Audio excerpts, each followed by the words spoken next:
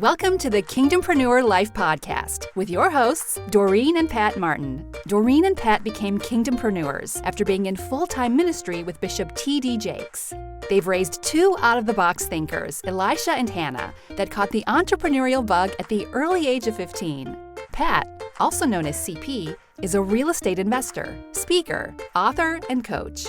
Doreen, or Raw Doreen as some know her, is a board-certified holistic health practitioner and business strategist.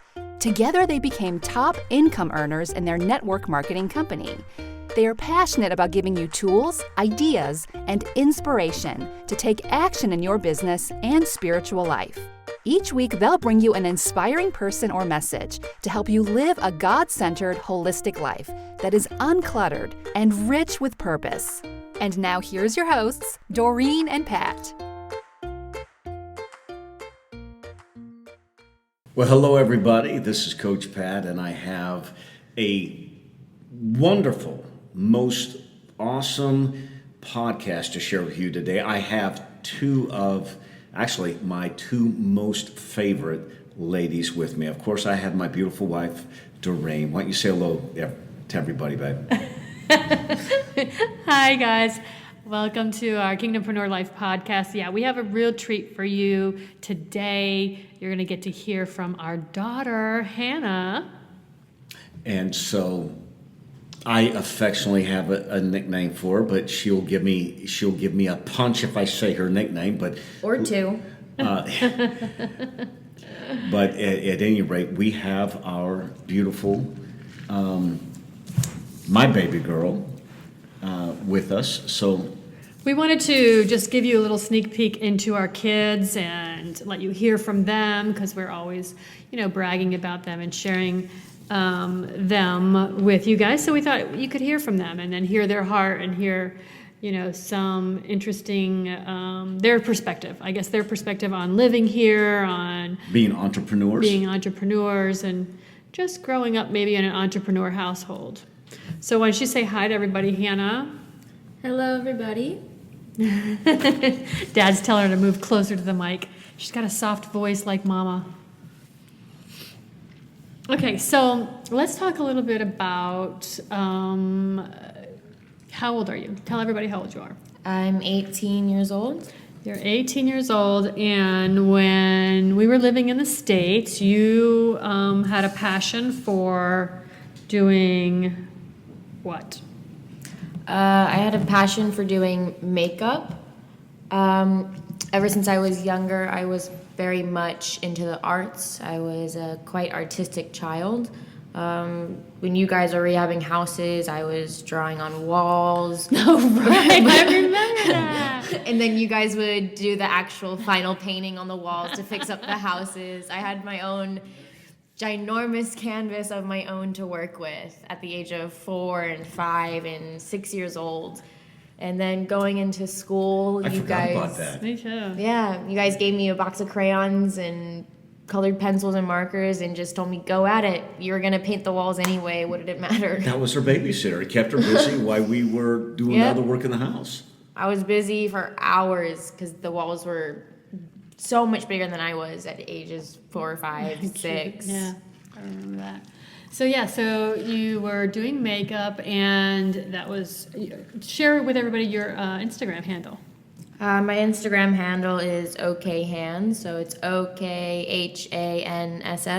So you can go and see some of her makeup there, but God really, blessed her and opened up the doors for her. She just self-taught makeup artist, and she would do makeup for her friends, right, for different occasions? Yeah, at the age of about 14 or 15, I started watching more and more videos. I would ask my mom to splurge a little on some makeup products for me because at the time I wasn't working or had a job. After practicing so much on myself, I gained the confidence to invite my friends over to my home and just say, hey, let me do your makeup for fun. We take pictures and I'll post them on my social media, at the time my Snapchat and my Instagram, and I would post pictures and get 500 to 600 likes depending on what picture I posted. Sometimes makeup accounts would repost my pictures, and Oh, stop there again. I don't, because I barely caught that. What about reposting whatever and why that was a big deal? I guess you don't understand because you're not quite in the Instagram world, but I feel like those that are in the Instagram and social Not media. everybody listening's in the Instagram world, Piper. Well, they're in the social media world, I feel like. A makeup accounts that had a bigger following than I had. Maybe they had 10,000, 20,000, or 100,000, or even 1,000,000 followers. At times they would repost my work or other aspiring makeup artist works that were younger than I was, older than I was. There's accounts out there that just always post people's work to let other people know because they do have a larger following. How'd that make you feel? What'd that do for you? It was a big self-confidence boost for me. It let me know that, hey, my work is not that bad. It's pretty good, and It's appreciated. yeah, and it kept me going. It motivated me. You had your own makeup room too. I remember we in our house in the States, Yes, we took my old bedroom that I had. I painted all the walls in the bedroom, cleaned it up. My father helped me put up vanity lights so I can make my own makeup vanity. Your father's right here, over here, okay? I am quite aware of that. It's kind of hard to miss you right there. Within the span of 2-3 months working on there, adding little pieces of the makeup room, I had a full setup with lights, ring lights, backdrops, beautiful director's chairs, and I was doing makeup for events such as homecoming, proms, sweet 16s, other birthday occasions for younger girls, older girls. did you do a wedding one time? Yeah, there was even a couple times that I did a wedding. I had started working in a restaurant locally in our town, and with that, I took it as an opportunity because I was a hostess. I was constantly seeing people all the time. I felt that I am my best advertisement, so I would always do my makeup maybe a little too dramatic for work, but it showed people what I was capable of doing. And with that, I got a lot of clients. I had gotten a gig to do a wedding, and with that, I made $450 just doing a wedding, and I was doing something I loved. It wasn't about the money, but of course, money always helps when it's your passion. Mm-hmm. Hey, I want to ask you something, Piper. When going back to when you were like maybe 12 years old, your brother had some friends, and you really kind of got started doing nails and doing these things called shellac and stuff like that, and you even charged for that. So you started out being an entrepreneur, even like maybe 11, 12, maybe 13 years old. Doing nails for a couple of people. I mean, I wasn't making money off of that. That was more of a hobby I was doing for fun. A good friend of my brother's was going through school for nails and makeup and hair, and she was just kind of showing me what she was learning in school at that time. But at that time, I was taking opportunities to work with the friends of my parents, actually. You guys had friends that would hold business events, whether it was for my mom, her health people, or my father and his real estate people. Whenever they would put on events, they would have a back table that would sell their products, whether it was books, courses, or other things pertaining to what that person was doing to make money. I would help out the back table, take care of money, sell products for people. At 13, 14, and even 12 years old, I was mature enough to hold a conversation with an adult and handle money and handle credit card systems. And I would negotiate with my parents' friends, and they loved it, and I would negotiate a decent price for working for that day for them.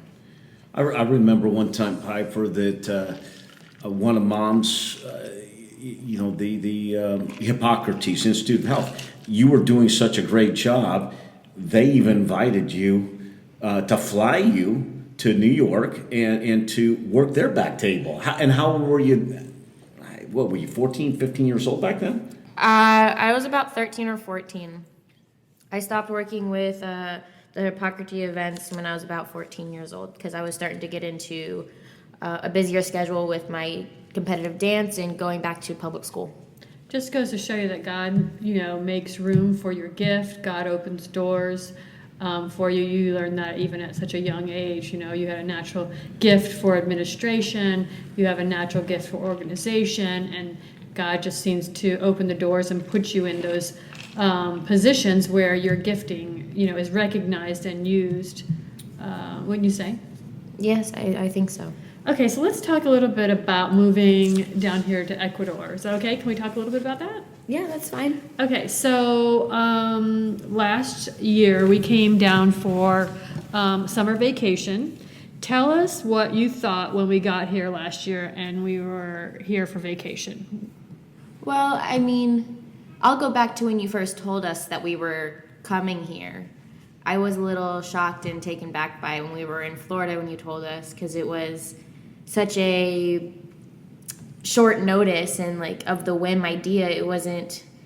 We've been doing things of the whim, but not quite like this. This was such a drastic thing. I was a little shocked by it and worried about us coming to a place where we've never been to or never really heard anything of.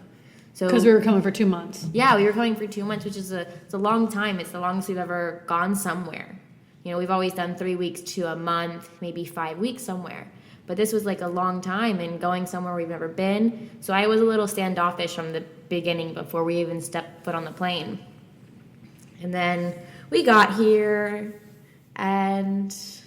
Without the dogs. Yes, we didn't have the easiest start to our trip. It was my mother, my father, my brother, and I, and our 2 dogs at the time. And we got to the airport and found out we didn't have correct paperwork for our dogs. And that just started a little bit of drama for us getting into our trip. And my brother, my mother, and I, we ended up coming here alone without my father. My father stayed back with our dogs to get the correct paperwork so he could come a few days later. So we didn't have a great start to our family vacation. But coming here, it was you could say a culture shock. It wasn't anything that I was used to. I've been to the Bahamas, and it's very laid back, quiet, difficult to get things, not as convenient or, as you should say, privileged as the United States is, of course, where we would go in the Bahamas. And here, it's about the same or a little more to that extent. So for me, it wasn't something that I was used to. I was used to having easy access to things. It could be 10 o'clock at night. Okay, I want to go to the grocery store to get something. No problem, I can get in my car and I go. Here, it's a little bit more difficult. It takes a little bit more planning to do stuff. So being here for those 2 months, I didn't quite enjoy it at first because it was out of my comfort zone. When I'm out of my comfort zone, I don't exactly like it. But I think that's normal for everybody, no matter what age you are, right? Yeah, but I wasn't even willing to make the best of it at that time. Until I remember you were that first week or two, you're like, I'm ready to go back. Let's go. I know. I begged to come back. We lived in Florida for most of my life. 13 years we lived in Florida. I moved there when I was 3 years old. So I'm used to sunshine. Even when we have our hurricane season, we still have sun sometimes. I'm not used to this cloudy weather every day. And here in Ecuador, when it's our cloudy, rainy season like this, we have crickets that come out everywhere. And we didn't have crickets this season, did we? No, we did earlier in the year we did. Oh. But last year was one of the worst years that they've had their crickets. And I would take a shower and they would be in my shower. And I'm fine with bugs outside, but in my home it's a problem, and for that I just creeped out. But after a while, it took maybe 3.5 weeks for me to officially get out of bed, start moving around some, and I went out with my brother, met some friends that he made, and I realized that this place isn't quite as bad as I thought. I pushed an effort for the rest of my trip to make friends, and I've made friends that I still keep in contact with, even though we knew each other for a short period of time. It made me realize that the people you meet here, it doesn't matter how long you know them, you can create a good connection with them and still speak to them. There's actually people that I still speak to almost every other day, or at least twice a month, that I met last summer, June, July, August of 2017, And I speak to them more than I speak to people that I've grown up with since the age of 6 and 7 years old in Florida. Wow. Different people here. Definitely. Different culture, just... The value of friendships are quite different here than it is in the United States. So share one thing that you learned after being here just for the summer, just our summer vacation. Like, what was one thing that you learned when we went back to the States after our summer vacation? Nothing ever goes as to what you plan it to be or what you expect it to be. God has a completely different plan than what you think it is. For sure. Because that was totally not on our radar to come here and... Not at all. And for me to completely hate it and beg you and Dad to just let me go back home, even just alone, I would stay with my grandmother, just get me out of here, to me, by the end of my trip, sitting you guys down at a restaurant and saying, hey, I want to move here. I have this plan to take some state tests when we get back home during my senior year so I could go do online school and we can come here halfway through my senior year. Yeah, so let's talk a little bit about that. So after our vacation, we went back home and you started your senior year of high school, and we sat down as a family and we decided that we were going to move here. And we're going to move here in January or December of 2017. Well, didn't initially we said we'd move here like in June after she got out of high school, but she came to us and said...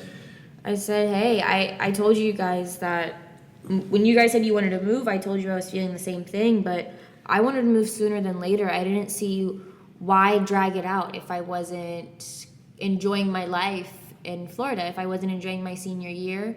For me, I was just going through the motions of my senior year. I'd go to school, show up, participate in what was necessary for me to, and as soon as I was done with school, I'd go straight to work and go to the gym. I wasn't going out to parties with friends like most seniors were, and I wasn't doing those extra activities because it didn't spark my interest. I wasn't wanting to be around people who didn't enjoy my company. I didn't want to be around people who didn't actually want to be around me for who I was. And being here, that's what I got from the people here. You know, maybe they're just an acquaintance, but they enjoyed your company. They enjoyed who you were as a person and not what you had. In the United States, what I realized throughout high school is people are very materialistic. And you're only really friends with those people because you see them 5 days out of the week. So you ended up finishing your senior year from January to May online from Ecuador. Yeah, I actually finished up the last week of March. So I finished my senior year early. I had 4 classes. All my teachers that I spoke with, I told them my situation and what I was doing, where I was, and that, you know, maybe I'm not going to be available 24/7, but I will try to make myself available as possible being here. And with that, my teachers and we worked together, and we worked very hard to get me finished with my classes as quickly as possible. And I finished a month before most of my senior class. So then we went back though, and you did graduate you were able to walk with your class. Yes, I went back May 17th. We got on a plane and flew back to Florida. I started prepping for my graduation, going back to my high school that I had gone to for the 3.5 years for my freshman, sophomore, junior, and half my senior year. I saw everybody that I had gone to practically elementary school with. I was graduating with them all. So it was a good way to close my chapter of my life in Florida. I walked across the stage, I got my diploma, and that was it. It felt good to finish it with my graduating class instead of, you know, not graduating with them. I'm happy I had that opportunity. I want you to talk a little bit about when you decided to move here and you told some of your friends that you were going to move and the peer pressure that you experienced, because Eli talked a little bit about this when we talked with him, that you experienced some peer pressure, people were not for you moving, some teachers weren't for you moving. Just share a little bit about that story and then how you had to, you know, stay focused on what you knew in your heart you wanted to do and not let others influence you. Share a little bit about that. Well, I always known we were a different family. I hadn't always quite fit in as much. Most of the time they were always older than me, my friends. And most of the time my friends didn't share the same mindset I was raised on. I had a lot of parents from since I was a young age tell me I was a weird child and that I acted too much of an adult than a kid. But looking back at it, I don't regret any type of way my parents raised me. Most of the kids that I look at now, they don't know sufficient life skills to function without their mommy and daddy. And it's a little sad to see them still act like a child at an adult age. So I'm thankful for the way that I was raised. And when going back to the United States after visiting here for 2 months, and I told everybody like, hey, this is my plan, I had a great summer, this is what I did, and I'm gonna move in December, everybody told me I was crazy. Even my guidance counselor told me that if I decide to move in December and finish online, that I wouldn't amount to anything in life, I would never do anything, I wouldn't be successful if I wasn't going to college. And I told her that I was gonna prove her wrong. And she even told me that I wouldn't graduate high school. She says, when you move in December, she's like, I don't expect to see you back here ever again. You won't even get a high school diploma. That's what she told me. And I told her that I have motivation, I have guidance from my parents, I have God in my life, and that just because I'm choosing to take this time off after high school to experience things that other people might not ever experience in their life doesn't mean I'm not going to amount to anything, and that doesn't mean I won't be successful in life. Many people can succeed without going to college. I have no reason at this point in my life to go to college. Until I figure that out, then I want to go.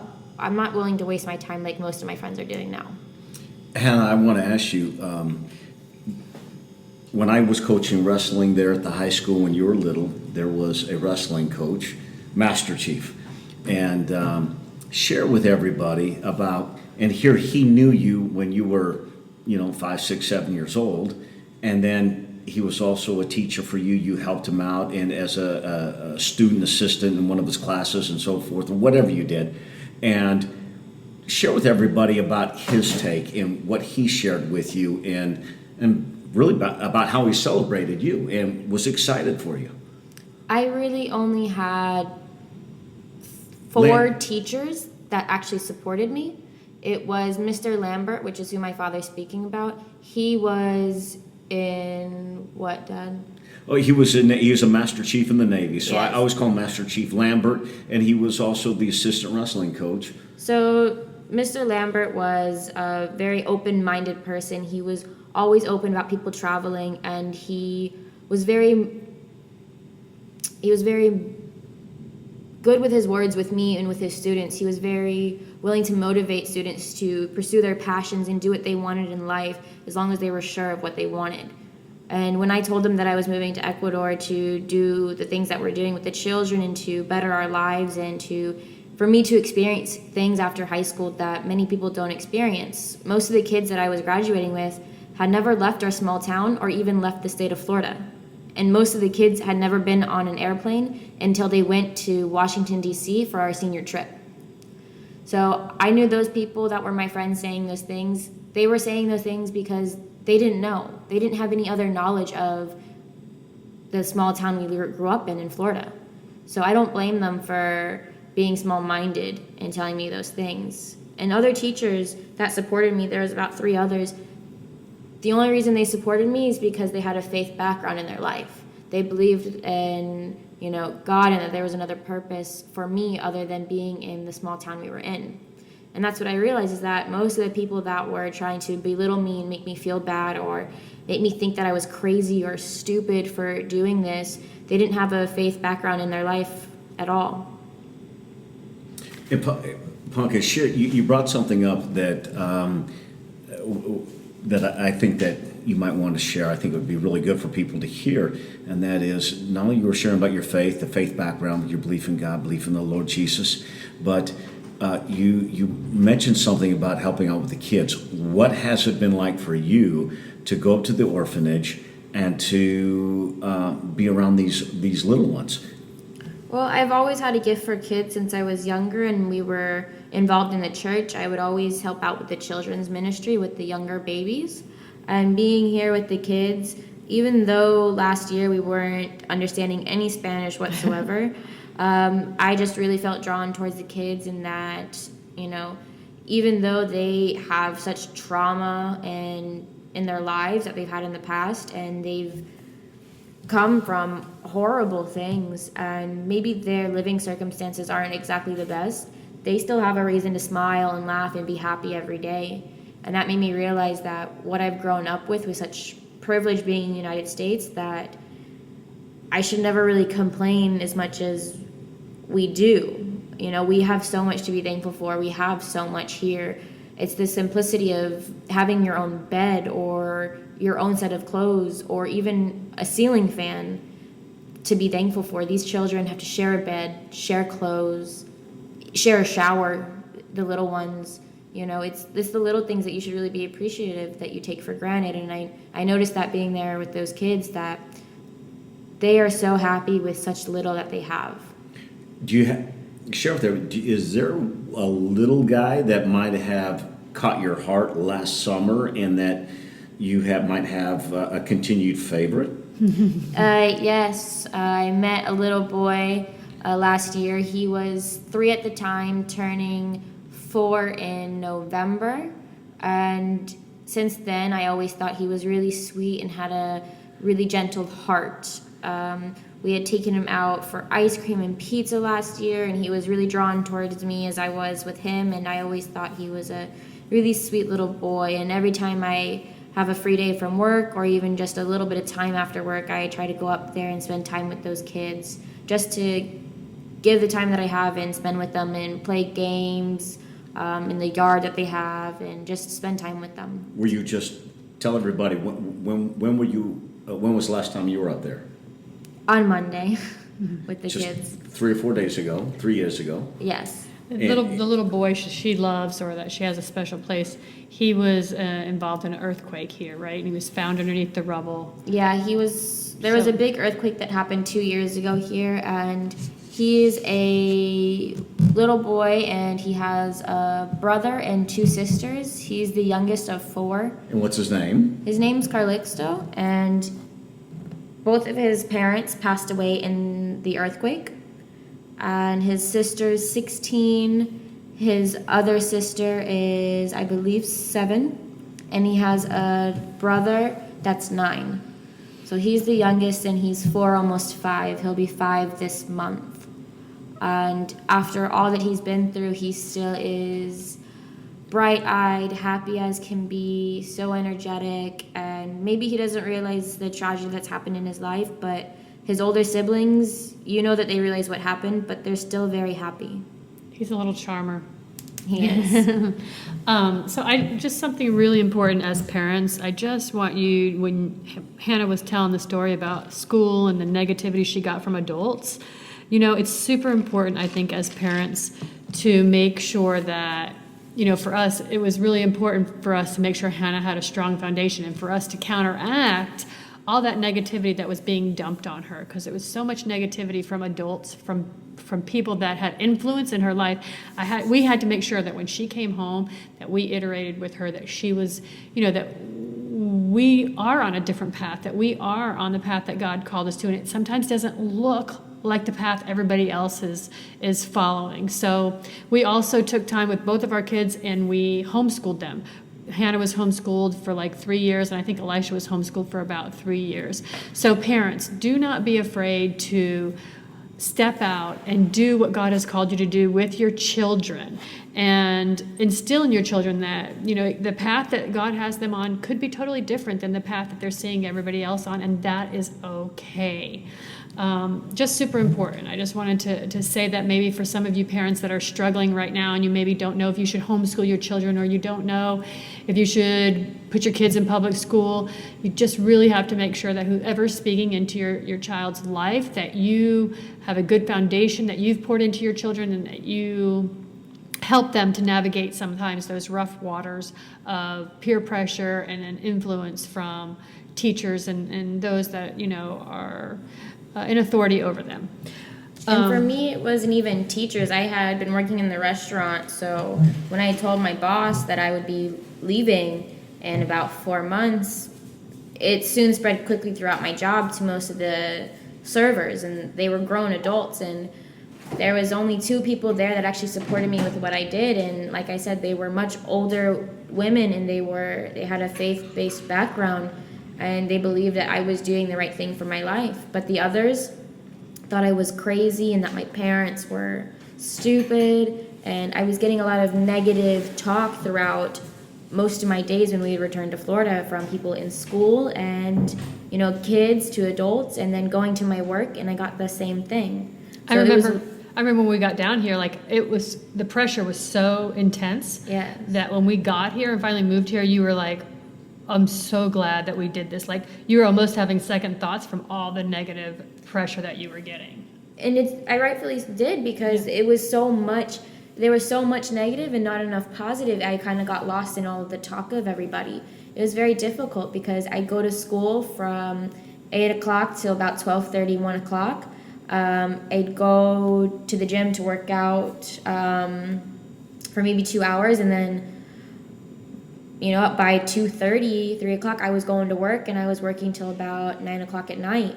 So I was getting a lot of, you know, talk and negative talk from many people who were my friends, teachers who I looked up to, and, you know, that really gets to you after a while. When it's 4.5 months straight of just negative talk, you kind of forget, am I right? Am I doing the right thing? I had spent so much time away from being here in Ecuador, I forgot what it felt like, and I started to believe the people around me. But I'm glad that we, you know, I didn't listen to anybody that was telling me these negative things, and I still pushed through with the move, because as soon as we got here, I felt such a sign of relief, and I felt so much better being here within the span of 2 weeks. Okay, so let's talk just a little bit where you are now. So we're in Ecuador now, and Hannah has a job. She works at a cafe, and she also teaches children, and she's also learning Spanish. Your Spanish has gotten really, really good lately. Yeah, In fact, we go to her and we're like, what did they say, Hannah? And then she'll interpret for us in English. So wait, is it hard, would you think it's hard to navigate being here if you don't speak Spanish? I think it depends on what location you go to. If you come here on the coast where it's not quite as touristic, I believe you will have a difficulty if you don't speak Spanish. I believe if you go towards the cities where there are much more people and it's more touristy, there's many people in the cities that are bilingual and they speak Spanish and English. They are taught that in school, many people. I have a lot of friends that are in the big cities, and they speak English with me because that's what they were taught at a young age in school. But here on the coast, they don't value English as much. Many people here just speak Spanish, and I hate to say it, but some of the people here on the coast, their Spanish is even improper Spanish, just because of the lack of teaching that they have here. It's a little sad. I got like 3 more questions, and then we can close it out. So how has living here changed your relationship with your parents? I believe it's gotten me closer with my parents. Here I have more free time. In the United States, I felt like between school and work and trying to make the little time that I had for myself, plus my parents were being entrepreneurs, and that doesn't exactly have a time schedule. It's kind of, I work till I can finish working. So juggling their schedule and juggling my busy schedule with school and work, I felt like we had gone days without even speaking at times. So being here, it let us reevaluate what was important to us, and family time is what's important, and we've really made a lot more time for each other. So share one thing that you've learned about yourself since being here. I'm